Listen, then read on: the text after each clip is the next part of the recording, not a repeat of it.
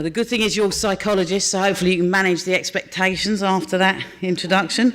That music, by the way, was a track which describes a psychotic experience I had after taking a lot of street drugs, really. But it kind of went on a very long time, and I saw Jesus in a tree, which as an atheist was quite odd. And I also saw my personality leave me on the tube one day, which was really terrifying. All those experiences were very terrifying. And I thought, how do I describe that to people? Now I'm a non-executive director of a NHS trust, which I'll come on to. So a friend of mine who's been homeless for many years and used forensic services, who now lives in his own flat and he's doing very well, he's a cartoonist, and he used cartoons to describe some very difficult experiences and traumatic and a bit of a life story. And he's done that for people with learning disabilities and people who've used mental health services. And I will be putting the book online. This is an advert, so that people can download it, and the money that you pay for it, downloading it, goes to the charity Heads On, which I'm chair of. I'll come on to that charity in a minute because it's an NHS charity, and I'm very torn about NHS having charities, but sadly it seems to be a necessity. So, why did I start getting active in the service user movement? Well, I started when I was at school. What happened, I was quite strapping when I was younger, and I didn't like bullies. And the reason I didn't like bullies was because I was labelled as having educational needs. I was in an educationally subnormal class, and a lot of the people that I was in the class with found cutting up their food and eating quite difficult and couldn't read and write. So I thought, I'm not sure it's really the right class for me. But what I noticed is when we went out for our breaks, the other children at the school would bully my classmates. And although I thought I wasn't really like them in every way, I didn't like them being bullied. So I stopped my classmates getting bullied. And what happened was I got a bit of a reputation in the school. It was a big school.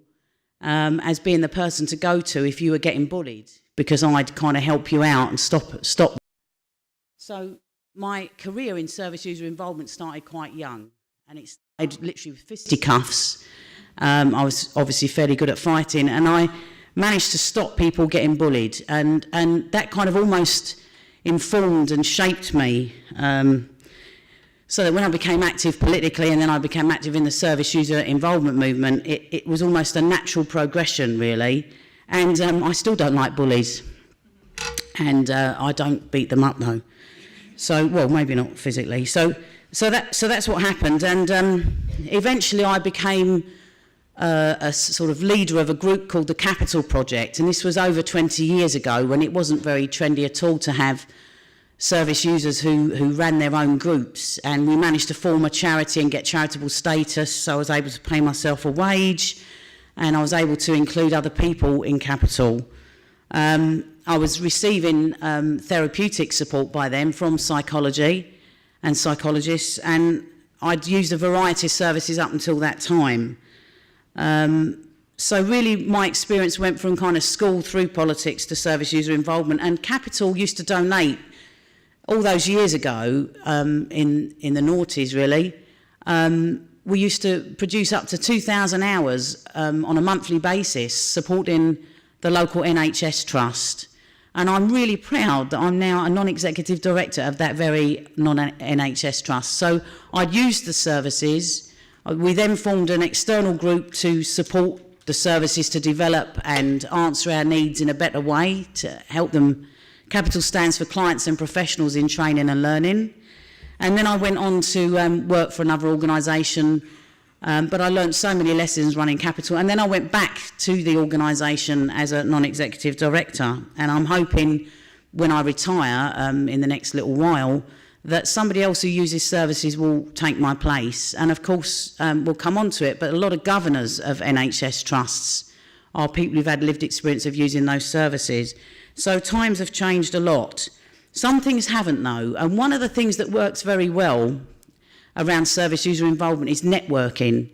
And the experience of being on an inpatient ward, the experience of being made to be compliant, the experience of being told I know better than you, or having things done to you or even for you, which is difficult because you have to be grateful, is that you don't really like hierarchy. You start to have an instinctive disregard for it. And so the idea of networking, where no one service user organisation or service user is more important than another, that you all work as part of a network, as cogs in a team, works very well. So when I talk about service user leadership, the leadership is not just the insight of what works for me as an individual, but it's being a leader as part of a network where no one is more important or more knowledgeable than yourself, because you can only really be knowledgeable about your own self. But combined through a network, we can provide leadership. And I'll come on to all sorts of leadership that we have provided. And one of the things about becoming a leader, if you like, or the leadership of lived experience, the reason I use leadership is because I don't think we manage, I think we do lead through innovation. And also, I'm quite concerned now that the service user movement, which is under-resourced, it's dwindling. Over 150 service user-led groups have shut down in the last 2 years in England, which is a scandal because it's under-resourced. And at the same time, you see the rise of the third sector, who suddenly says, oh, well, we're the voice of service users, when in actual fact they're not networked with service users, and they don't have some principles that are basic, such as a collective, direct, independent voice. So that kind of taking over from us because we're under-resourced is really quite a worrying trend. But an example would be years and years ago in Capital, we had people who used to have ECT and people who didn't. And people who did have ECT chose to have that because they felt it really supported them and it was really good. And then other people said, under no circumstances, even if I'm sectioned, I want an advocate straight away so that I don't have any sessions of ECT. And as a non-executive director, I went to the ECT suite recently, and I was all ready to have battle, really, and say this is a terrible, barbaric treatment, there's no evidence for why it works, etc. But when I went there, I actually found people who said to me, this has been life-saving, it's a treatment and a session that I want to have. And that whole battle we had in the year 2001, 2, 3, 4 about ECT, that people should have genuine choice, still remains something that is very relevant for today. So leadership isn't about being wrong and right when it comes to service user involvement. What it is about trying to problem solve for each individual to have the choice that they really need to make decisions for themselves around self-governance. And that's one of the basic lessons we learned all that time ago. And all those years later, when I went to do battle, fortunately I was mature enough, I'd like to think, and I was open enough, and I was quite impressed with some of the stuff that I saw at the ECT suite. But I'll come on, because that is quite a worrying statement to make, but I'll come on to something else later. So one of the things that the Capital project designed was the wellbeing approach to involvement. And in those days, to get involved had to guarantee that you were going to get well and stay well. In the early days, getting involved was actually quite a difficult thing to do because when I told my GP I was going to be paid for my experience of breaking down and distressing experiences and to share those and what worked for me, he actually wanted to give me a blood test because he thought my medication wasn't working. And in those days, basically, it was almost, you could get diagnosed if you became too active and too stroppy. It was almost seen as part of something that was wrong with you. And so being an activist could be quite dodgy. So the whole point of your well-being being looked after by getting involved, and that hasn't changed either. In the same way as that people being offered meaningful choice hasn't changed, neither has the need that getting involved should improve your well-being. It's still an outrage, really, if people are asked to be involved, and tokenism or being patronised actually, makes people feel less well or less good about themselves. So there had to be an approach. It's not evidence-based practice because we don't have the resources to actually research to give the evidence. But generally speaking, Capital would recruit people who were quite troubled, were fairly distressed, and really felt that they wanted some solidarity and to be kind of have people like them walking alongside them. And we delivered training and it was quite amateurish training, although it was good fun, but it certainly got people talking, and it got people realising that their experiences could be shared to improve services, to improve policy, to improve practice, actually. And so that's what we did. And then we would actually offer volunteering opportunities, those 2,000 hours in, you know, from 2001, 3, 4. It were very unusual 2,000 hours in those days, but now it's quite accepted that you have many additional value for the third sector and the NHS from input from service users, and we're an additional kind of added value. And all sorts of outcomes could happen from that. It could be about you actually feeling empowered to help to write your own care plan. I remember one year we were going to get people to send their care plans to a central point, swap them over, give people somebody else's care plan and see if your CPN had noticed the difference.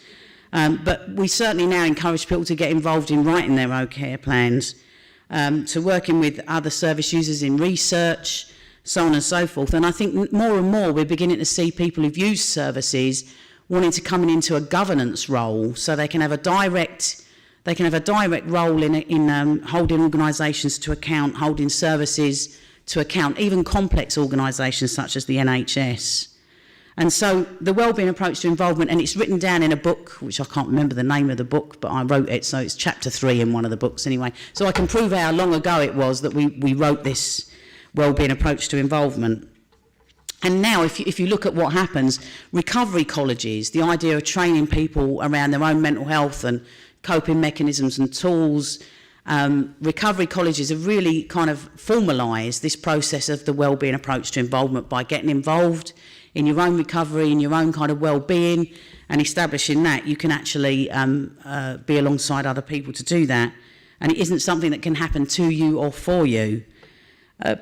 So we've actually got the idea of recovery colleges, which you'll all be familiar with. And one of the things that the service user movement, and certainly I'm going to be writing about quite soon, is the idea that rehab units are really, if they're going to be up to date, and it might be about rebadging the current work, because there's some really good stuff that goes on, but really they're residential recovery colleges. And if we can just start to rebadge and relabel our language more appropriately, we can sort of add to the debate about what is rehab, because, you know, we've still got this thing where we take people away from their communities, rehabilitate them and plonk them back. But if we had recovery colleges where some people were residential, and those recovery colleges were based in your community and supported by the community, so you remained part of the community, that's another development that the service user movement can offer services. So I would argue that alongside peer support, which I'll come on to, and recovery, in actual fact, a lot of the work that we did from all those years ago is still very relevant. And I would say recovery gets too complicated. You know, I see that there's almost a formula now of what recovery is, and it's all about individual recovery, and people almost can't grasp it. But I think if you keep things very simple, that seems to work for us. And we decided many years ago at an international conference that there was just a few things that had to be in place for a service or support system, or somebody who was working alongside you as a professional, to ensure that they were working in a recovery-orientated way. And that was, first of all, that you were to be supported to be the best of, to see the best of yourself, and then that you should be supported to be part of your community and remain part of your community, and that you should be supported to be alongside your chosen loved ones. And if those criteria were fulfilled, then you're probably working in a recovery-orientated way. However, we now see things like recovery-orientated restraint. And we see recovery-orientated inpatient units. So it all becomes a little bit hijacked. And I think Tom Shakespeare may have mentioned the hijacking of our language and our ideas. And, you know, people maybe read the first 2 chapters of what we say, but not the last 3 or 4, which is quite essential. So unless you've got money in your pocket, purpose to a day and a date at the weekend, really the service isn't helping you that much. It's not that much more complicated than that. However, because of accountability to the public and public money being spent, people start to make formulas and so on and so forth, which sometimes goes against what we really stand for. Having said that, I get very concerned that the service user movement such as it is, if it is a movement, but the people who are led by other service users in a group, as a collective, individuals that have been around a long time, my heroes like, Peter Campbell and Frank Bangay and so on, those individuals who I see as my leaders, and I'm part of a leadership network called the National Survivor User Network. There's the Interrelate network. I've got the links on my handout, my presentation. For too long we've been anti everything and against and angry, anti and angry, and I think those days were useful at the beginning. Placards were useful, badges. We've actually got a little room full of old placards and leaflets, and in fact people like Andrew, he can actually talk about how they formed an underground movement, so people were actually on section, were hidden in Hackney in a house. And these are the sort of things that we need to remember, because that's where our roots came from. But being against is not the way forward. It's having that vision. And the vision of a residential recovery college, the vision of a recovery college, the vision of what recovery really is in 4 or 3 simple terms is something that we can offer as a way forward and as around innovation, because we have to say what is possible. So we're evolving as the added value that we can bring. So service user involvement suddenly got called engagement. Let's engage with these service users. And again, the E word bugs me quite a bit, because service user involvement and engagement, the engagement agenda really was about, it's under our terms, it's on our agenda. And very discreetly, we started to kind of be brought to the table to talk about innovation, our ideas, to basically say what worked for us. And of course, as Chomsky said, the smart way to keep people passive and obedient is to strictly limit the spectrum of acceptable opinion, but then within that boundaried debate, you can have a lively discussion. So many of us participated and were engaged with, and our opinions were sought and we gave them, and then we would be told at the end of it what was best for us. So I think we have to be very cautious, and the clinical division of psychologists, you understand power, it's something you deal with on a daily basis. You understand how to help us to get back to who we are, and to like who we are. So recovery for you is really ingrained in your everyday practice. And so I would argue that you are, as a group of professionals really, the people who are most in touch with what it is that we need to help to be heard. And so I think this idea of co-production, again, it is very much about whose agenda is it. And I'll come on to the manifesto that we've got later on. And I find it quite incredible that these agendas of, I see service users who are dragged to meetings to talk about the clustering arrangements for groups of people on cluster 9 or 10, and it's I've never in all my born days gone to a group of service users and they've said to me, Anne, we really want to be heard. We really want to be heard about how the payment by results is just not going to work. So there's something about how if you include us in a particular way, you actually minimise the advantage that you have by including us. And so that independence is really quite critical. So I think engagement and co-production has its place, but I think partnership is the music of the future. And when I say partnership, I'm talking, it's a very simple word, but there's an equality around that partnership. That because you might use a different language and dress differently, although I learned to wear a suit many years ago, or appropriate dress for a psychologist's conference, but many years ago you had to wear a suit to be taken seriously. And I think it's very important that the partnership is seen as on an equal basis, on an equal playing field, so that we can bring our agenda actually to people in suits, and they have to actually listen and they have to struggle with what we're saying and our language, because it's still the case that we're bilingual, and to be successful you have to use many languages. I had to get involved in research. I haven't even got an A level, and I had to get involved in research. People like Tom Shakespeare, he went to Cambridge. You just only imagine what goes on in his head. He's so clever. But the language that Tom uses is really important for people like me, so that we can talk to a variety of people at a variety of levels. But partnership working has to be the music of the future, and it's a very simple word which most people understand. And innovation, when we talk about recovery colleges, when we talk about residential recovery colleges, when we talk about recovery itself and peer support, which I will come on to, we have to talk about principles. Because unless you have a principled basis to start the discussion, already the boundaries have been put down by the professionals, so you can't be heard. Your voice is almost taken away. And I will illustrate an example of that in a minute. Service user leadership, which doesn't mean individuals being leaders, although they may be in the case of Peter Campbell and others. But service user leadership is about networking. It's about understanding the lived experience of a collective of people that's very diverse. Is a very powerful way of working out what works and what doesn't. Again, not too difficult there.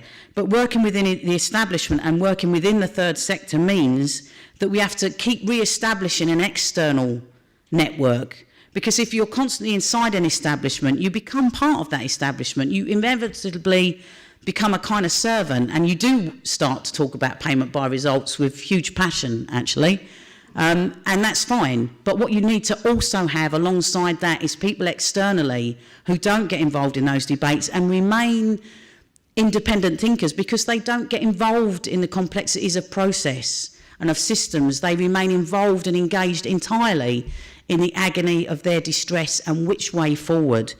And on that basis, we used to have independent, direct, collective voices when we had lots of service user groups that were forming, and service user focused monitoring in Bristol and all those developments. And then we had a direct voice within the establishment, but we need to have a service user-led agenda, and that looks very different, as I'll explain, to the agenda of the establishment. Service user voices, on occasions, have to be separate from the carer's voice. On occasions, our interests are directly aligned, but sadly we don't get ruby moons too often, and it's not that often that the carer's voice and the service user voice around things like risk, things around independence are aligned, and therefore you have to hear two different voices. And of course economically it makes sense to join those agendas together, but it's not economic sense, or it is economic sense, but it's not sense to us. So we have to start thinking about a carers-led agenda and a service user-led agenda in the future. And as well as having separate work, we have to have joint work. Rights-based, certainly not liking bullies, and having a rights-based agenda was absolutely critical for the development of the service user movement. How could we get well as quickly as we possibly could, rejoin our communities, get back to work, get back to our families, carrying on being who we wanted to be and who we were, if it wasn't rights-based. We didn't want favours from anybody. We didn't want people to feel sorry for us. We were sick of people doing things to us, and we certainly didn't want to keep being grateful for people who did things for us. And doing things with us, we have to be careful. That can be very seductive as well, so we had to stand separate. So we're happy to go in line with policies and in line with guidance. We understand complex organisations like the NHS needs our help in a particular way, but we must never lose sight of the rights-based history that we have as a service user movement. And the National Survivor User Network has its own manifesto, which has got about zero publicity. Very few people read it unless you're part of that network, but hundreds, over 2,000 people who use services currently designed and developed this manifesto, and I would want to see it having a little bit more clout and weight than it currently does. So if you look at point 3, the pressure mental health services to make the principle of nothing about us without us a reality at all levels. Would you believe in 2019 we are still asking that we're included in decisions that are made about us?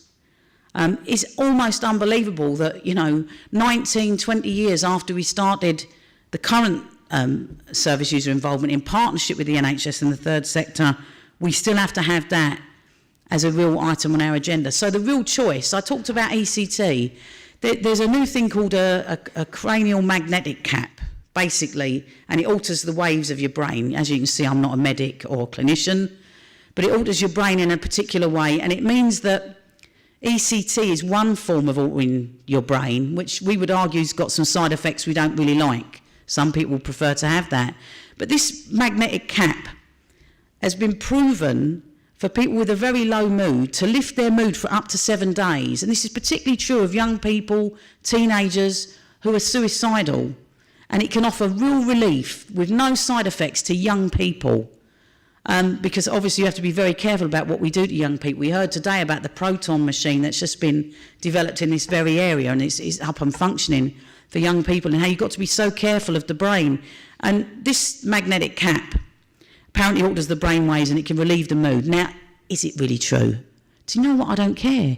Because if you get somebody's attention and they're talking to you about how you're feeling, and they put a cap on you for half an hour, then they talk to you about how you're feeling afterwards, and you feel special and valued, and someone's hearing you, someone's caring. If it's a placebo that works, then let's use it.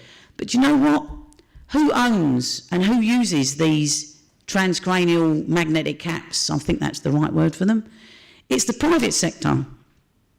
It's the private sector that have paid the £45,000 for those caps, that have the practitioners that use them, that are trained. It's not the third sector. It's not the NHS. And I'm chair of a charity that is trying to raise money for 2 of these caps. It's a scandal. Even if we can't prove that ECT, well, we use ECT and we can't prove that works, even though some people say they want to use it, and yet we can't give young people the choice of putting a cap on for half an hour, which will alter their brainwaves, which makes them less suicidal for 7 days. What on earth is going on? So we want a real choice, and we want a choice to be listened to. And when we say this is life-saving, it should be made available, and with the same sense of urgency. I remember a CAM service being told that they should offer 1 or 2 less counselling sessions for the young people to reduce the waiting list. And I'm so proud that the professional staff in that CAM service said, when you offer 1 or 2 less chemotherapy sessions, we'll start offering 1 or 2 more less counselling sessions. Because we're talking about not just life and death, but quality of life here. And so when we talk about being listened to, and we talk about nothing about us without us, that means policy development. It means service development. It means commissioners need to listen when they're commissioning to what we're saying works for us and what doesn't work for us. If you look at item 4 on the manifesto, work together with people from socially deprived and marginalised communities. You know, no matter how good a psychologist you are, your practice being of an excellent standard, innovation in NHS trusts, if people are hungry, if they're sanctioned because they don't know what day of the week it is, let alone they should have gone to an appointment, and they're hungry and they're scared and they have to go to food banks and they feel ashamed of themselves because they've got no money in their pocket for the weekend, they've got no date, they've got no purpose to their day, how do we honestly expect to have a healthy community, a flourishing community, a resilient community? And so I think point 4 really speaks at the current time to external factors that must be addressed. And then item 7 on the manifesto, reflect the social model of disability and promote informed choice and alternatives to medication. And I think Tom was right this morning. I read his speech. He was kind enough to lend me around identity and language. And the community of basically, the people with physical disabilities have to fight with local authorities around getting their rights, really. Whereas people with mental health issues are often fighting big organisations such as the NHS. But nevertheless, it's still a right-based campaign. And the social model of disability and service user leadership in the mental health community, we must be united around the language we use and what's common to all of us. And things like eradicating poverty, the fact that racism is just horrendous and hurts all of us, homophobia, etc. This is the language that must unite us. And so whether we use language such as social model of disability or the fact that we want service user leadership, it's just a language barrier that we must remove over the next period of time. Now, examples of where we've been involved and not listened to. So we've helped people tick the box. There's nothing more infuriating than helping people tick the box and in actual fact find out that that's all that's happened.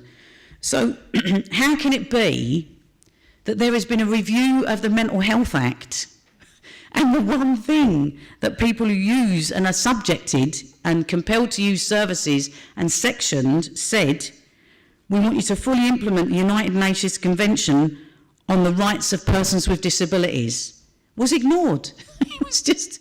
So if you start the discussion on the basis we're going to review what we've currently got within these boundaries, within that framework, you end up with service users who feel disenfranchised, not listened to, and frankly extremely angry. And if you add on top of that the actual rude behaviour of the chair and vice chair of the review of the Mental Health Act, you obviously then get some very angry people. And these are the kind of privilege, the power and privilege. Again, psychologists of all the professionals understand that whole issue of power and privilege, that we were included only to be separated, only to be marginalised and not listened to. And if you can't, in Britain today in 2019, guarantee that you'll follow a rights-based agenda, then you have to be upfront about that. What you don't do is not be upfront about that and then try and pretend that you've done a really good job in including people and everybody's very happy with the results, because you can't fib. Well, you can, of course you can, but you will be found out. So this is how power and privilege includes us in order to separate us, in order to put us down. So inclusion, I'll come on to, is a very important thing. And then much more controversially is the Global Ministerial Mental Health Summit. And some very good people are very concerned about the terrible things that happen to people who experience mental problems, well, distress. They're very troubled. They may hear voices and have visions and be set apart from their communities. I was told by somebody that in Indonesia, many people walk with a limp on the left-hand side. And in Indonesia, many people are actually tied up by their left leg when they're having very bad experiences, because it's a way of stopping people running off from the village or the house. And we know that some people are still left in cages in countries across the globe, really, because they don't know how else, and that's by their families, to look after people. And I accept some very bad things happen, and of course we know that. But it doesn't negate the fact that we're saying we don't want a medicalised model to be rolled out across the globe. We should at least be listened to, and if what we've got to say you disagree with, then listen to us and disagree with us, or listen to us and reassure us, or listen to us and say that is not the case, or listen to us and share your research. But what you don't do is not invite us to the table and then expect us to think that you've really, under no scrutiny whatsoever, been absolutely accountable for our concerns. Lots of service user-led organisations that are left were not involved in the Global Ministerial Mental Health Summit, and our non-medical expertise was not utilised to its fullest result. And there, again, you bump up against power and privilege, and really it's not about our naivety saying, you know, it's the drug companies trying to, you know, widen their market. Heaven forbid we would be so cynical as to say the pharmaceutical industry is looking for new areas of growth. But nevertheless, if you don't include us, why would we not be suspicious? And that doesn't make us paranoid, by the way. If you think about the fact that when we do work together, we come up with real magic. So you've got the issue of peer support. And of course, the establishment has looked at peer support, formalised it. They've now got this hunky-dory thing where they're going to have peer supporters report into a clinical team. So you've got a peer supporter who's going to read your medical notes. You're going to be having one-to-one discussions, if you're matched, or even group discussions with somebody who might actually talk to your psychiatrist. That is not what we meant by peer support. But nevertheless, it's been developed in that way because it makes sense, it's logical, neat and tidy, and it's accountable. So what we did in our area, because we were very concerned, people were saying, well, that's not a peer supporter, that's just somebody with lived experience supporting us. That's what the old star workers were, wasn't it? So what we've decided is that where you've got small service user-led or just community-based groups, that are people who are gay, people who are from minority communities, people who are gender kind of groups, we've asked all those groups to come together in our area and look at what principled way do you want peer support to work in this area. And of course there are people who are working within the NHS who will be part of your clinical teams. But now we have a charter of all the groups. Look at all the organisations at the bottom there that are now part of a principled way of offering peer support. So you have a choice. You have a choice to have a peer support worker who's paid by the NHS, who will be part of your clinical team, but we can signpost you to other people who offer peer support in an entirely different way, who are not part of your clinical team, not part of the establishment, and will be matched because you look like them and sound like them. So, in short, that was allowed to happen because there was a grassroots kind of movement saying, I want peer support that I can recognise, that I think will support me, not what you're offering me. Not what you're, it's almost like peer support being done to you again. So that was quite controversial, but I would say that was an inclusive and really good way of working. And then lastly, because you've had some governance issues, I shouldn't smile really, but I know your AGM's probably a very good AGM, but there's a whole issue of service users really being now starting to infiltrate and work within the establishment at a governance level. But on the right basis, the wellbeing approach to involvement in our trust, Sussex Partnership Trust, we offer peer support to our governors so that before and after a meeting, when you speak at a meeting like this, it takes half a year off your life or a year, depending on how nervous you are. If you go to a governance meeting, the language can be very alien. So we offer peer support both before and after meetings.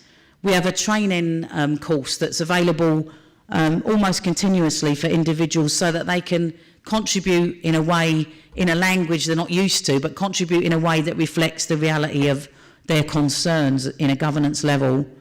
And we have practical support for people in terms of PAs, which we've learnt from the disability rights movement, PAs, and people who can be alongside you for travelling, etc.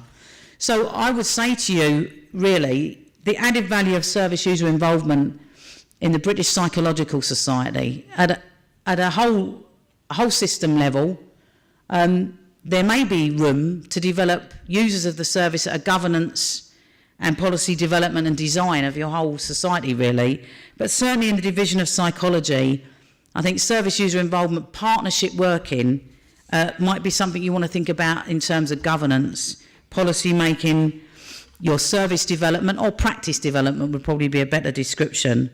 And certainly to have a different perspective at different levels, other than just the professional perspective, might be useful as a kind of a debate, really, as something to debate and kind of make you think differently or see things differently, because different perspectives do that. And too often, this isn't about being anti, it's about having different perspectives to add to the debate, to add to what it is, the quality of your discussion or your practice or the policies you're developing, and the sort of people who'd want to be recruited to become psychologists. And of course, then there's always the question of clinical supervision and then kind of maybe service user supervision. Now, all of this would be no good if you didn't have standards. And I know that Joe suggested, and you've had a training day on the 4 PIs, and it may not be the framework for you, but it was designed by lots of people who use services and carers. And you do have to have principles that you work to that are non-negotiable. Tactics negotiate away, but principles are not negotiable, and they need to come from the bottom up of how you involve people. So everybody's well-being being improved should be a principle. For example, I'd argue, it's up to you. The purpose should be clear. There's nothing worse than a woolly kind of purpose. You go there, you had a nice time, you wore your suit, you come away, you got nice food, but you wasn't really sure what the purpose of it was. Your presence, who should be present? Not everybody should be present everywhere. And being present doesn't always mean physically being present. For some people who are highly troubled, who really will give you the insight into what's working in forensic units at the current time. One sad example I would give is that some of you may be aware in some inpatient wards now, we've got people without ligature points completing suicidal acts because they don't actually need ligature points to do that. So unless you ask the people in forensic units, what's that about, how can we stop that, you're not going to be forward. And people obviously in forensic units aren't at liberty to attend meetings, generally speaking, unless they're escorted, although that does happen. And then the process itself should be inclusive and fully sharing and cooperative. Again, the power issue, so that people feel valued in their status. They're there to speak from the perspective of a service user, not as a pretend psychologist, not as somebody who's got aspirations in a professional capacity. They're there to give their lived experience, and the more distressed and in touch you are with the services, the better your perspective can be, and therefore you might need translators to bridge those experiences to your forums. And then the impact. There's nothing worse than knowing I've spent 20 years. What's been the impact of 20 years, or 2 meetings, or 2 hours at a meeting? What's the impact been? Has there been an impact? So we must get much smarter at measuring impact and the added value of the impact of service user involvement. I've run out of time because I thought it's over to you now to ask questions or whatever it is you want to do. Thank you.